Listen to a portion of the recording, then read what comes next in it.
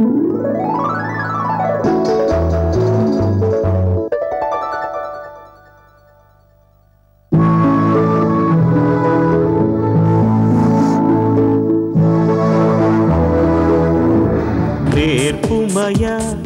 నజరేయ మా జన్మానికి మాదిరి, నేర్పుమయా నజరేయ మా జన్మానికి మాదిరి, నిలుపుమయా మాలో నీ సిలువ స్వరూపం,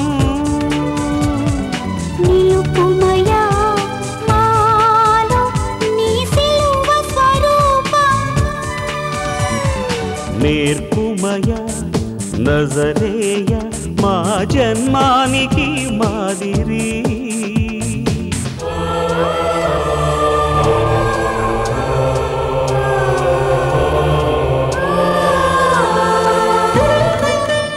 United Christian Interior Ministry సమర్పించు నేర్పుమయా నజరేయ.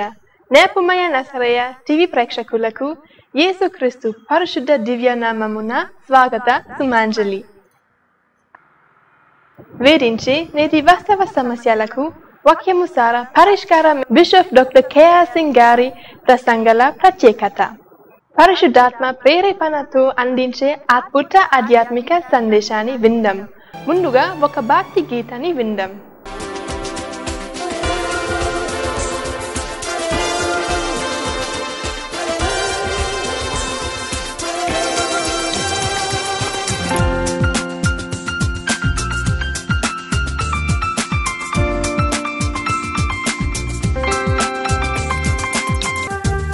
మార్గం నివేగా సత్యం నిత్యం నివేగా జీవం, మార్గం నివేగా సత్యం నిత్యం నివేగా జీవం, నీవు లేనిదే మా బ్రతుకులో అంతయు వ్యర్థమేనయా, నా జీవితం నీ మహిమకై ఇక అంకితం యేసయ్యా.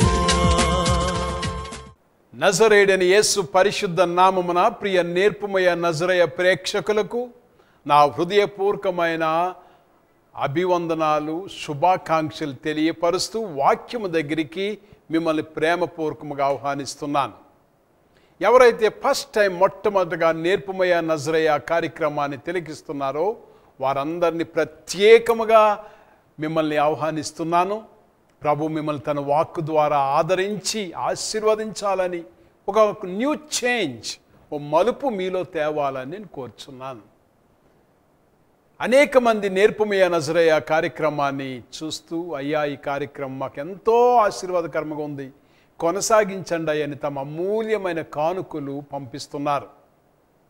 ప్రతి ఒక్కొక్కరికి నా హృదయపూర్వకమైన ధన్యవాదాలు. మీరు ఇస్తున్న ప్రతి కానుక నేర్పుమయ నజరేయ పరిచర్య కొనసాగించడానికి ఉపయోగించబడుతుంది.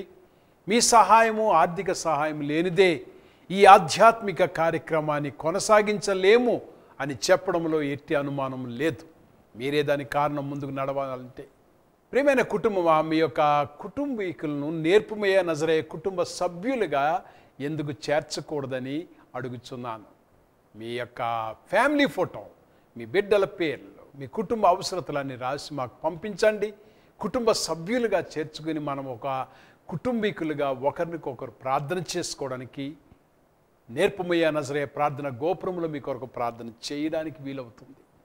అలాగే మీ ఇంట్లో ఉన్న చిన్నారి బిడ్డల్ని, యవనస్తుల పాలిభాగస్తులుగా చేర్పించండి. నేర్పుమయ నజరేయ కార్యక్రమంలో యవనస్తుల పాలిభాగస్తులని ఒక ప్రత్యేకమైన అంశం ఉంది. మీ చిన్నారి బిడ్డల యొక్క ఫొటోస్, వాళ్ళ పేరు, వాళ్ళ గురించి మీరు ఏ ఆశలు పెట్టుకుంటున్నారు, ఏ భయాలు ఉన్నాయో మాకు రాస్తే వారి గురించి ప్రార్థన చేయడానికి, వారు మేజర్ అయినప్పుడు యేసే సంరక్షణలో ఏ కీడు లేకుండా ఎదుగుచూ యేసే నా దేవుడిని చెప్పుకునే ఒక భాగ్యం మన కుటుంబాలకు దక్కుతుంది. మీ ప్రతి అవసరతల అక్కర్లు మాకు తెలియపరచండి. మీ కొరకు నేర్పుమయ నజరేయ ప్రార్థన గోపురములో ప్రార్థన చేయడానికి మా సిబ్బంది ఎల్లప్పుడూ సంసిద్ధముగా ఉంటుంది.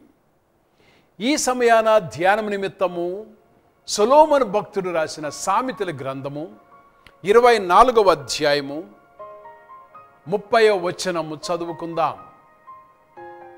సామెతలు 24:30.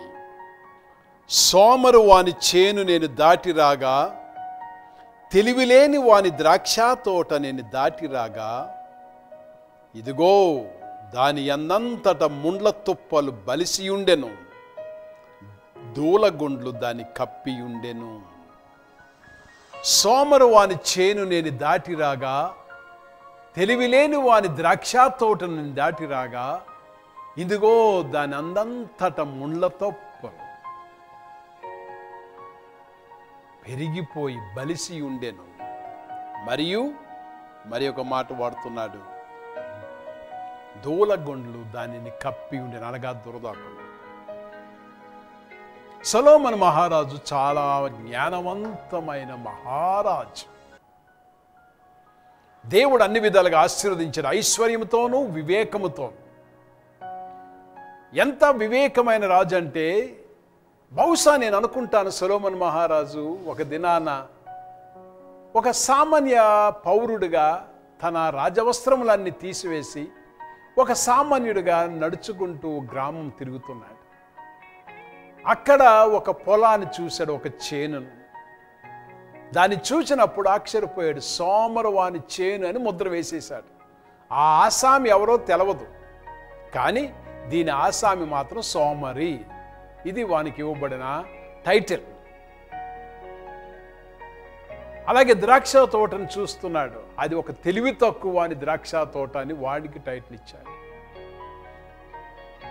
దాన్ని దాటుతూ వెళుతూ ఇప్పుడు అంటాడు, నేను యోచన చేసి తిని, కనిపెట్టి తిని, బుద్ధి తెచ్చుకుంటుని.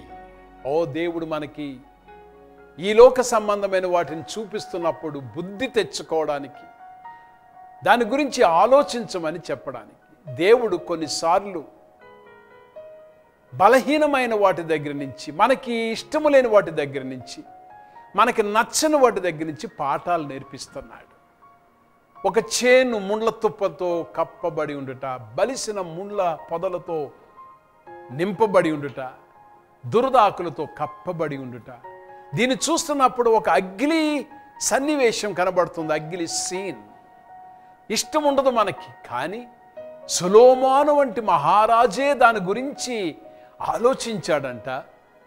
దాన్ని ఆలోచించినప్పుడు దేవుని యొద్ద నుండి వివేకము పొందిన సొలొమోనే నేను బుద్ధి తెచ్చుకొంటిని అంటున్నాడు. అంటే మానవ జీవితంలో ఎవరైనా సరే జీవితాంతము ఎంత గొప్ప జ్ఞానాన్ని సంపాదించినా నేర్చుకుంటూనే ఉంటారు, బుద్ధి తెచ్చుకుంటూనే ఉంటారు. నిజానికి ఎవరైతే నాకంతా తెలుసు, నేను నేర్చుకోవాల్సింది ఏమి లేదుక అని అన్నారో వాళ్ళు నిజమైన సోమరులు, వాళ్ళు నిజమైన తెలివి తక్కువ. ఒక సోమరి చేను నేను దాటి రాగా, ఒక తెలివి తక్కువ అని ద్రాక్ష తోట నేను దాటి రాగా. ఒక వ్యవసాయం నుంచి మాట్లాడుతున్నాడు సొలొమోను. నేటి ఆధునిక యుగంలో వ్యవసాయము కృషించిపోతుంది, వ్యవసాయదారుడు కృంగిపోతున్నాడు. రాను రాను మన యొక్క రియల్ ఎస్టేట్ బిజినెస్ పెరిగిపోతూ వ్యవసాయం అనే పదము వినబడతాదో లేదో తెలియని భయం వేస్తుంది. కానీ ఒకటి తెలుసుకోవాలి, భూమి ఉన్నంత వరకు వ్యవసాయం ఉంటుంది, భూమి ఉన్నంత వరకు రైతన్న ఉంటాడు, నాగలి ఉంటాడు. అందుకే మహానీయుడు మన యొక్క ప్రముఖ ప్రధానమంత్రి లాల్ బహదూర్ శాస్త్రి గారు ఒక చక్కని మాట అన్నారు, జై కిసాన్ జై జవాన్. భారతదేశానికి వీరు ఇరువురు అవసరం, జై రైతన్న జై సైనికుడా. ఈ ప్రపంచం ఉన్నంత వరకు, యేసు రాకడ వరకు ఈ భూమి మీద ఎంత ఆధునికమైన యంత్రాంగాలు పెరిగిపోతున్నా, వస్తున్నా, కంప్యూటర్ యుగంలోకి వెళ్ళిపోతున్నా, విత్తనము వేసే రైతన్న మనకు అవసరము. విత్తనము వేసే రైతన్నను ఉంటాడు, విత్తనము వేయడానికి భూమి ఉంటుంది. వ్యవసాయం లేని భూమి ఉండదు ఏ దేశమైనా. కానీ ప్రపంచంలో అగ్రరాజ్యమైన అమెరికా ఎందుకు అది అగ్రరాజ్యమైందంటే ప్రతి వ్యక్తి ఆదిలో వ్యవసాయం చేశారు.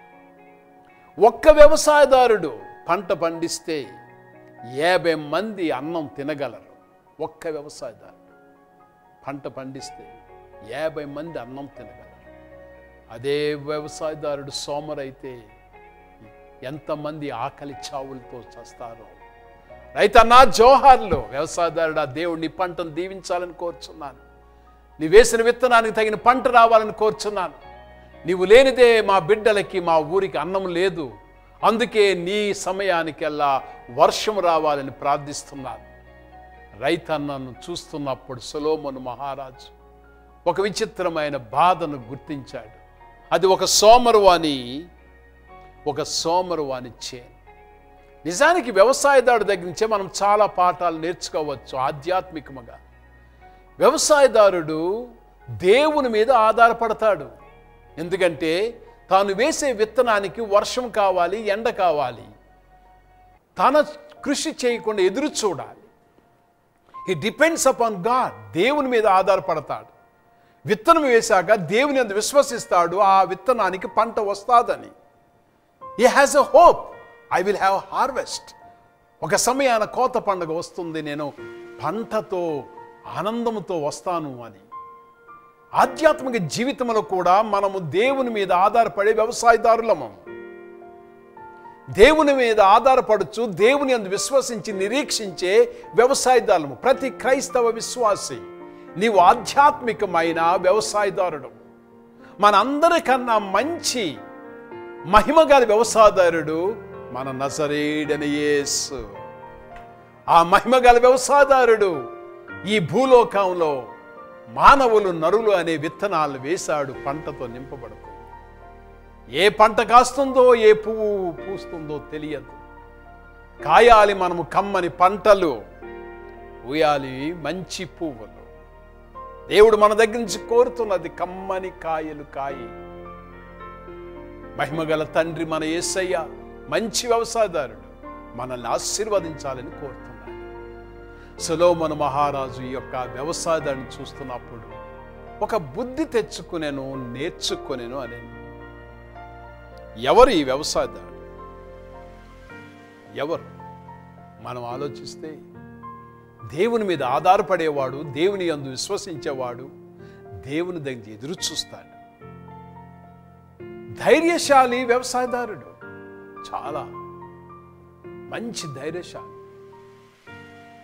తుఫాను వచ్చిన పంట కోల్పోతున్నా మరలా ప్రయత్నం చేస్తాడు. అన్నిటికన్నా వ్యవసాయదారుడు చాలా త్యాగశీలండి.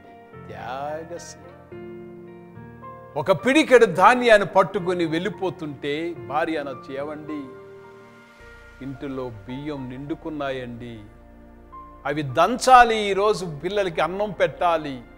కానీ ఆ వ్యవసాయదారుడు భార్య మాటలు విని గుండె భారముతో పిడికెడు ధాన్యాన్ని పట్టుకుని పొలానికి వెళ్ళిపోతాడు. నానా ధాన్యం పట్టుకెళ్ళిపోతున్నావు, ఈరోజు అన్నం లేదు అంటే ఆ బిడ్డల ఆకలి అరుపు వింటూ త్యాగముతో విత్తనాలు తీసుకుని వెళ్ళిపోతాడు. అదే విత్తనం తాత్కాలికముగా ఆ రోజుకి అన్నం కోసం వాడేస్తే ఆ బిడ్డలు తృప్తిగా ఉంటారు. కానీ త్యాగమూర్తి వ్యవసాయదారుడు, రైతన్న, ఆ విత్తనాలు తీసుకుని దేవుని మీద ఆధారపడి భూమిని పండిస్తాడు. ఆ తరువాత కన్నీటితో విత్తిన ఈ రైతన్న ఆనంద బాష్పాలతో, సంతోషంతో పనులు మోసుకుంటూ వస్తాడు. ఎంత త్యాగశీల! ఆ త్యాగం చేయనిదే మనకు అన్నం లేదు, ఆ త్యాగం చేయనిదే పంట లేదు. భూమిని త్యాగమే, తినే అన్నము త్యాగమే, అన్ని త్యాగాలు చేశాడు. కానీ విచారము, సొలొమోను మహారాజు కనుగొన్న చేను ఒక సోమరువానిది. ఆ సోమరువాని యొక్క లక్షణాలు చూస్తే తెలివి తక్కువ వాడు.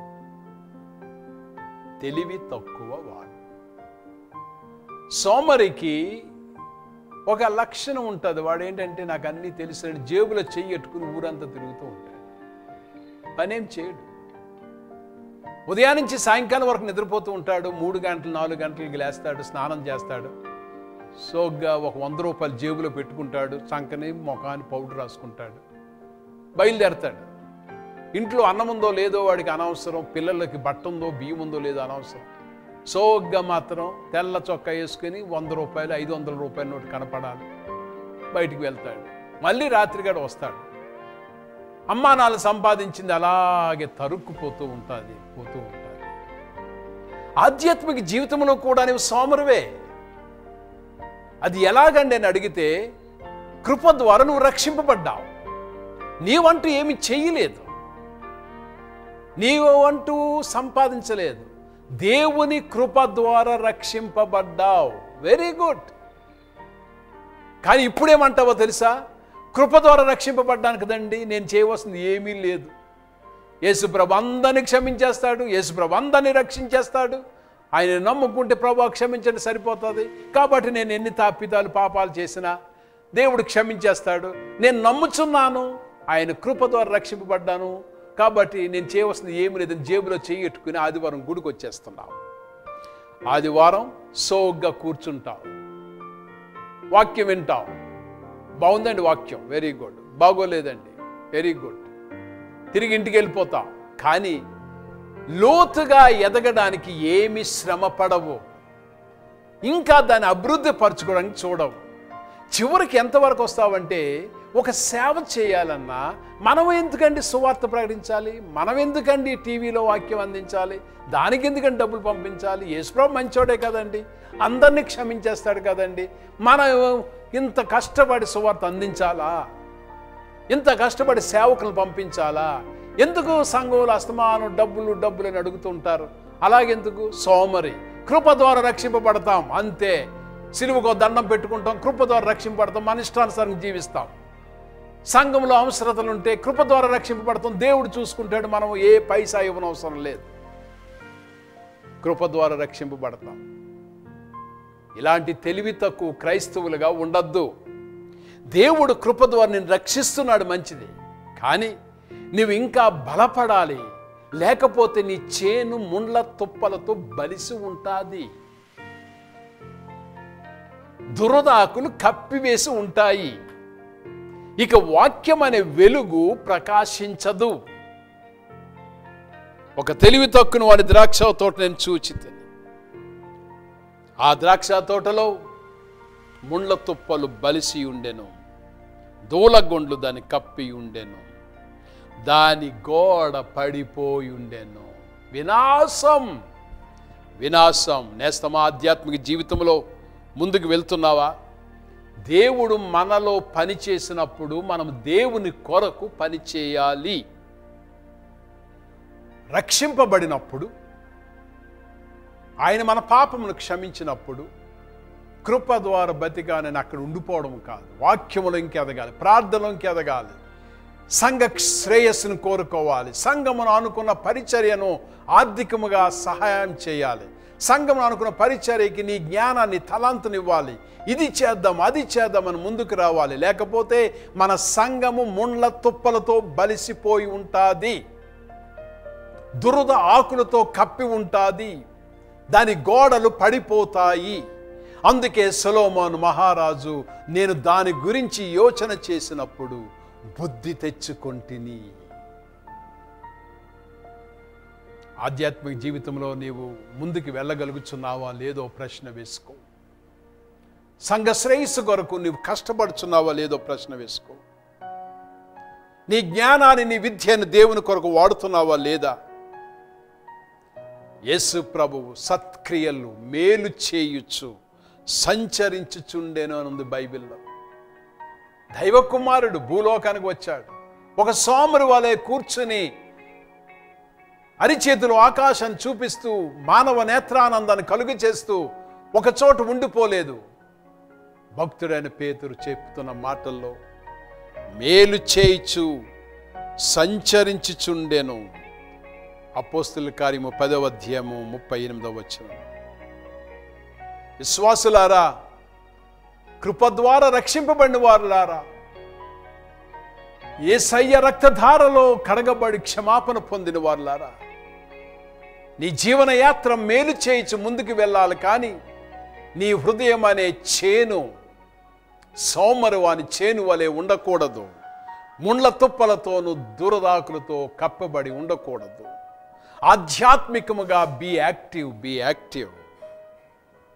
ఎవరు ఈ సోమరి? ఎందుకు వాడు? జ్ఞానము లేనివాడు, తెలివి తక్కువవాడు. అనగా కొంచెం తెలివి తక్కువ, ఎక్కువ లేదు, కావలసినంత లేదు, తక్కువగా ఉంది. నీ యొక్క జీవితంలో దేవుడిచ్చిన ప్రతి అవకాశాన్ని వాడుకోకపోతే నువ్వు తెలివి తక్కువ సోమరి. You have to use all your opportunities and your capacity. లేకపోతే ఒక బుద్ధిహీనుడిగా మిగిలిపోతాం. ఈరోజు యేసయ్యను గురించి మనం ధ్యానిస్తే ఆయన శ్రమజీవి. ఆయన ఏమంటాడో తెలుసా? నేను పని చేయుచున్నాను, నా తండ్రియు పని చేయుచున్నాను. నా తండ్రి పని చేయుచున్నట్టుగా నేనును పని చేయుచున్నాను. Just like my father. పరమ తండ్రి నీ కోసం పని చేశాడు. తన చేతులతో తోట వేశాడు, ఆ తోటను సాగు చేశాడు, కాలువలు తవ్వాడు, నాటాడు, అవి ఫలించాలని చూస్తున్నాడు, చివరి వరకు చూస్తున్నాడు. పరలోకములో జీవనది ఇరుప్రక్కల ఆ తోట కనబడుతూనే ఉంటుంది, ఆ వృక్షాలు కనబడుతూనే ఉంటాయి. దేవదేవుడే తన చేతులార తోట వేసి కష్టపడినప్పుడు నీవు కష్టపడుతున్నావా? ఈ లోక సంబంధముగా నీ కుటుంబం కోసం కష్టపడుతున్నావా? ఆధ్యాత్మికముగా రక్షణ పొందిన నీవు యాక్టివ్గా ముందుకు వెళ్తున్నావా, లేక సోమరు వాళ్ళే ఉంటావా? ఒక సోమరు వాని చేను నేను చూచితిని. ఒకవేళ నీ ఆధ్యాత్మిక జీవితంలో ఈ దినాన్న ప్రభువా నా జీవితము లేజీ అయిపోయింది, సోమరితనముగా ఉంది, ముందుకు వెళ్ళలేకపోతున్నాను, నాకు శక్తి ఇవ్వమని అడిగితే తప్పకుండా దేవుడు నీకు శక్తినిస్తాడు. యేసయ్య మరణించి తిరిగి లేచిన తర్వాత పేతురు సమాధిలోనికి వెళ్ళి చూసినప్పుడు ఎంత చలాకీ యేసుని మనం చూస్తామో. ఆయన మరణించి తిరిగి లేచాడు, హుషారుగా తొందరగా బయటకు వచ్చేయాలి, కానీ ఒక క్రమం పెట్టాడు. అక్కడ లోపలికి వెళ్ళినప్పుడు తల రుమాలు, నారబట్టలు వేరు చేయబడి చక్కగా అమర్చబడి ఉండేను. తల రుమాలు, నారబట్టలు వాటిని చుట్టి పెట్టి ఉంచాను. అదే యేసయ్య పునరుత్థానుడైన తర్వాత శిష్యుల దగ్గరికి వచ్చినప్పుడు, పిల్లలారా మీ యొద్ద భోజనం చేయడానికి ఏమైనా ఉన్నదా అని చెప్పి నిప్పుల మీద వంట చేసి రొట్టెను చేపను వారికి వడ్డించాడు. కష్టజీవి. నానా నీ బిడ్డల కోసం ఎప్పుడైనా ఒక ఆమ్లెట్ వేసావా? వంటగదిలో ఎప్పుడైనా వంకాయలు కోసావా? నామోష్ ఫీల్ అవుతున్నావు కాదు. యేసయ్య తన శిష్యుల కొరకు వంట చేశాడు, వడ్డించాడు. ఆయన చేతుల మీద ఎన్నోసార్లు వడ్డన జరిగింది. సోమరి కాదు మన యేసయ్య. అందుకే ఈ దినాన ఎవరి కుటుంబం అయితే దేవుని చేతిలో వాడబడతారో, దేవుని కొరకు నిలబడతారో, సోమరు వలె కాకుండా ఉంటే ఆ చేను బాగుంటుంది.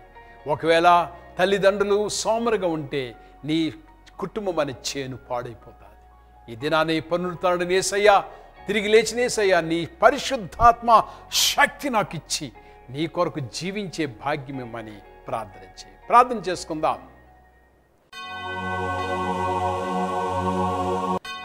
పరమ తండ్రి, నీ ప్రియకుమారుని యేసు పరిశుద్ధ నామమున నీ పాద సన్నిధికి వస్తున్నాం. యేసయ్య ప్రార్థన కూడా ప్రతి ఒక్కొక్కరిని దీవించమని అడుగుచు. ఈ వీరి కుటుంబం అనే చేనును నీ చేతులు పెట్టుచున్నాం. మంచి పంట చేతికి వచ్చేటు సహాయం చేయండి. బిడ్డలను, కుటుంబాన్ని దీవించునైనా. నీవు ఒక క్రమము కలిగిన దేవుడవు. యేసయ్య ఈ సమయాన ఎవరి ఇంటిలో ఏ సమస్యలు ఉన్న వాటిని తొలగించు. క్రమము లేని కుటుంబాన్ని క్రమపరచుము, క్రమము లేని భార్య భర్తల్ని క్రమపరచు. అనారోగ్యంతో ఉన్న బిడ్డలను ముట్టి స్వస్థపరచమని అడుగుచున్నా. వివిధ రకములైన రుగ్మతలతో బాధపడుచున్న వారి శరీరంలోనికి నీ పరిశుద్ధ రక్తమైన ఔషధాన్ని పోయి ఆ ఔషధముతో ముట్టి స్వస్థపరచము. నీ నామము, నీ రక్తమే మా ఔషధము ప్రభువా. నీవు మాకు ఇచ్చిన గొప్ప శక్తి. నీ నామమున ప్రతి రోగమును గద్దిస్తున్నాను. ఎవరి ఇంటిలో దయ్యముల యొక్క బాధ, చేతపట్టుల ద్వారా బాధ పీడించబడుచున్నారో యేసు నామమున ఆ ప్రతి దుష్ట శక్తుల్ని లయపరచుచున్నాను. ప్రభు మంచాన పడిన బిడ్డలు లేవనెత్తము. ఆసుపత్రిలో ప్రభు ఇంటెన్సివ్ కేర్లో ఉన్న తల్లిదండ్రులు, బిడ్డలు ముట్టి స్వస్థపరచము. క్షేమం ఇంటికి తోడుకురా. ఎవరి ఇంటిలో నుంచి బిడ్డలు పరారైపోయారో, ఎక్కడున్నారో తెలియక ఎదురు చూస్తున్నారు, ఆ బిడ్డలు తిరిగి ఇంటికి వచ్చేటట్లు సహాయం చేయి ప్రభా. శ్రమ పడే తల్లిదండ్రులుగా చేయము. కష్టపడాలి ప్రభా. కష్టపడడం అనేది ఒక ఆశీర్వాదం. సోమరు వలె కాకుండా ప్రభా, కుటుంబం కొరకు కష్టపడే తల్లిని తండ్రిని చేయి. ఎవరో తెస్తారు, ఎవరో ఇస్తారని కాకుండా తమ చేతుల కష్టార్జితము అనుభవించేవారుగా చేయమని అడుగుతున్నాం. అందుకు తగిన ఆరోగ్యం ఇమ్ము. అవకాశాలు కల్పించిన ఆయన ఉద్యోగాలు లేని వారికి ఉద్యోగాలు ఇమ్ము. ఆర్థిక ఇబ్బందులతో బాధపడుతున్న వారికి వారి ఇబ్బందులు తొలగించము స్వామి. అప్పులు, బాధలు, తాకట్లు ప్రభా, వాటిని విడుదల చేయి. ఉద్యోగాలు చేస్తున్న బిడ్డలు ప్రభా, ఒక మంచి గృహాలు వెతుకుచుండగా వారికి మంచి ఇల్లులు వచ్చేటట్లు సహాయం చేయము. మంచి అద్దెళ్ళు, మంచి వాతావరణాలు దొరికేటట్టు సహాయం చేయి. ట్రాన్స్ఫర్ కొరకు ఎదురు చూస్తున్న వారికి ట్రాన్స్ఫర్ ఇమ్మని అడుగుతున్నాను. ప్రమోషన్స్ కొరకు ఎదురు చూస్తున్నారు ప్రభా, వారికి మంచి స్థలములో, మహిమార్థమైన స్థలములో ప్రమోషన్ అయ్యి అక్కడ ఉద్యోగాలు చేసేటట్టు సహాయం చేయి. ఎవరి ఇంటిలో ఏ చికాకులు ఉన్నా యేసునామమున లయపరుస్తున్నాను. మా దేశమును సంరక్షించము. ప్రధానమంత్రి మొదలుకు ముఖ్యమంత్రి వరకు ప్రతి నాయకులను దీవించిన ఆయన కాపాడు తండ్రి. వారి రాకపోకలను కాపాడు. అతిపెద్ద ప్రజాస్వామ్యమైన భారతదేశమును భద్రపరచు. ఉగ్రవాద నుంచి కాపాడుము తండ్రి. సైనికుల్ని కాపాడు నాయన. సరిహద్దుల్లో నిలబడిన మా సైనికుల్ని, వారి కుటుంబాలు భద్రపరచు. మా రాష్ట్రాన్ని, ఆంధ్రప్రదేశ్ని ప్రభా ముందుకు నడిపించవలసిన సమయంలో ప్రభా, మా యొక్క డిపార్ట్మెంట్స్ని, పోలీస్ డిపార్ట్మెంట్ని దీవించు. అధికారులు ప్రభా ఆశీర్వదించు. వారు ఎక్కడికి వెళ్తున్నా కాపాడము. ఏ తీవ్రవాదం ద్వారా వారు మరణానికి, యాక్సిడెంట్స్ పాలవకుండా గొప్ప కార్యాలు చేసేవారుగా చేయండి దేవా. ఈ వారంలో ఎవరు ఎటువంటి పనులు తలపెట్టుచున్నారు, ఓ యేసయ్య, ఆ పనులన్నింటిలో జయము, కోర్టు సంబంధించి విడుదల, ప్రభుత్వ అధికారుల నుంచి రావాల్సిన కాగితాలు, పట్టాలు, ఐడెంటిటీ కార్డ్స్ ఏమి రావాలో అవన్నీ అనుగ్రహించు. ఈ వారంలో శుభవర్తమానం వినిపించము. నీ సన్నిధి తోడుగా ఉంచమని ప్రార్థనలు కొన్ని వారిని దీవించమని యేసు పరిశుద్ధ నామమున వేడుకొనుచున్నాం తండ్రి. మన పరమ తండ్రి అయిన దేవుని యొక్క ప్రేమయు, ప్రభు అయిన యేసు క్రీస్తు వారి యొక్క కృపయు, పరిశుద్ధాత్మ దేవుని కన్యోన సహవాసం మనకును, ఆయన ప్రేమించిన బిడ్డలకును, మరి ముఖ్యంగా ప్రార్థనలో కూడిన ప్రతి ఒక్కొక్కరికి సదా తోడయుండును గాక. ఆమేన్. మీరు ఇంతవరకు బిషప్ డాక్టర్ కేఆర్ సింగ్ గారి అద్భుత ప్రసంగాన్ని విన్నారు. మీరు మీ ప్రతి అవసరతలకు, మీ సందేహాలకు మాకు వ్రాయండి. ప్రతి సోమవారం ఉదయం 7 గంటల నుండి 7:30 గంటల వరకు ప్రసారమయ్యే నేర్పుమయ నజరేయ ఆధ్యాత్మిక కార్యక్రమాన్ని చూడండి. దైవ దీవెనలు పొందండి. Praise the lord. మా address bishop doctor KR Singh, UCIM, నేర్పుమయ నజరేయ, Kotha Paradesipalem, Visakhapatnam 531163, Andhra Pradesh, India. Our phone number 089127395583. Our cell number 9440131297. మరలా వచ్చే సోమవారం కలుసుకుందాం. అంతవరకు సెలవు. Praise the Lord.